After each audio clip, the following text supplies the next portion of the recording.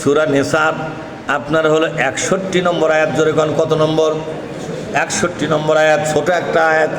ওয়াইজা কিলা লাহুম তাআলাউ ইলা মা আনজালাল্লাহু ওয়া ইলার রাসূলি রাআইতাল মুনাফিকিনা ইয়াসুদ্দুনা আনকা সুদুদা।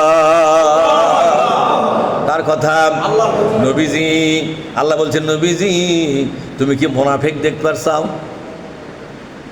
মুনাফিকের কপালে লেখা থাকে না? মুনাফিক লেখা থাকে নাকি?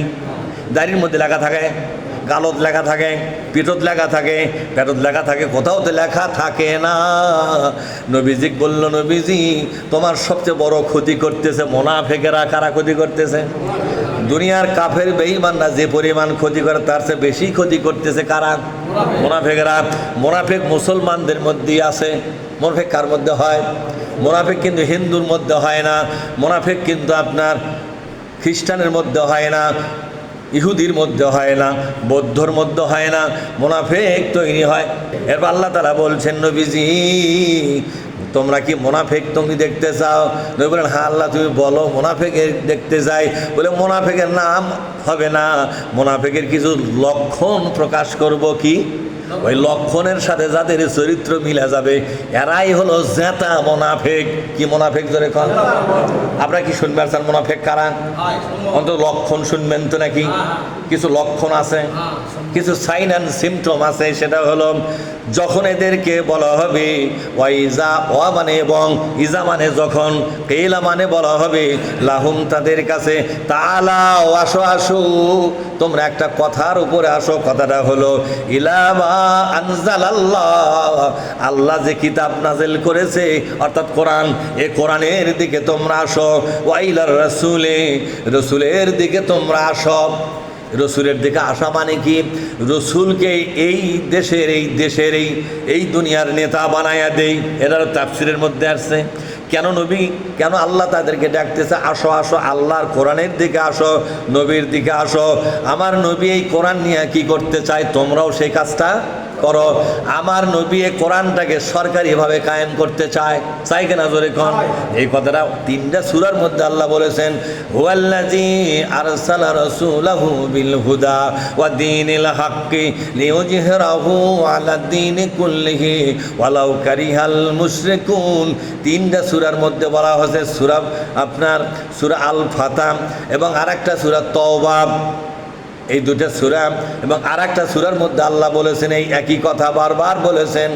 ভাইরা আমার, আল্লাহ তাআলা বলছেন সূরা সফের মধ্যেও বলেছেন। কোন সূরার মধ্যে জোরে কোন? তাহলে সূরা সফ, সূরা আল ফাতহ, সূরা তওবা 3টা জায়গায় একই কথা বলেছেন। আমার নবী এই কোরআন দিয়ে দুনিয়ায় শাসন করতে চায়।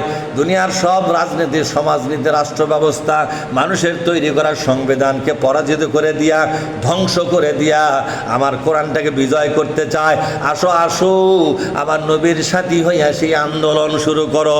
রাআইতাল মুনাফিকিনা ইয়াসুদ্দুনা আনকা সুদুদা। তখন দেখতে পাবেন এই আন্দোলনে মুনাফিকরা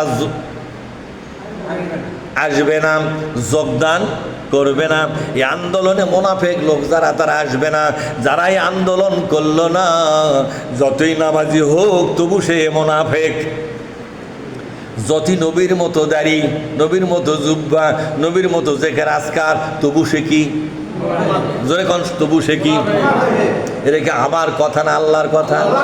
আল্লাহ লক্ষণ প্রকাশ করে দিলেন। বলেন তো এই লক্ষণ আমাদের এলাকায় কারোর মধ্যে আছে না নাই? অল্প লোকের মধ্যে আছে না বেশি লোকের মধ্যে আছে? বলেন তো আপনাদের মধ্যে এই লক্ষণ আছে? অনেকে করছে হ আছে। আপনার মধ্যে কি আছে নাকি?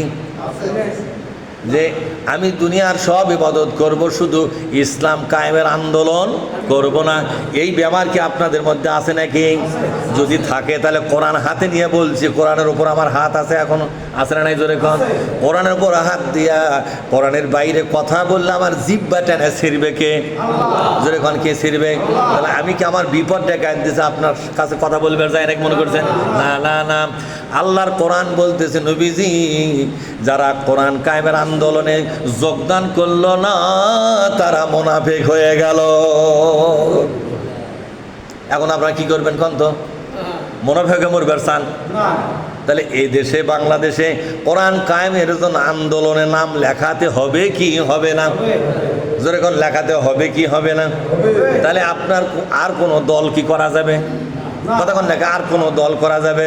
তবে হ্যাঁ, এমন একটা দল করা যাবে যেই দলে কোরআনের চর্চা আছে, যেই দল বারবার বলতেছে আমরা ক্ষমতায় গেলে কোরআন কায়েম করব, এরকম দল আছে না নাই?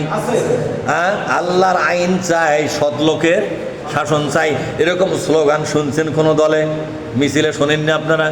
এরকম মিছিলও বাংলাদেশে হয়। তাহলে বোঝা গেল আল্লাহর কোরআন কায়েমের আন্দোলন বাংলাদেশে এখনো আছে। নবী নাই বাংলাদেশে, রসুল নাই বাংলাদেশে, একদল আলেম ওলামা একত্র হইয়া আল্লাহর কোরআনটাকে কায়েম করতে চায়, যাতে করে মুনাফিক হয়ে দুনিয়া থেকে যাওয়া না লাগে। তাহলে এই কাজটা করলে, এই কাজটা যদি কেউ করে তাহলে মুনাফিক হওয়া লাগবে না, আর না করলে কি হবে? এবার আল্লাহ সর্বশেষ একটা আয়াত বলছি, শুনুন।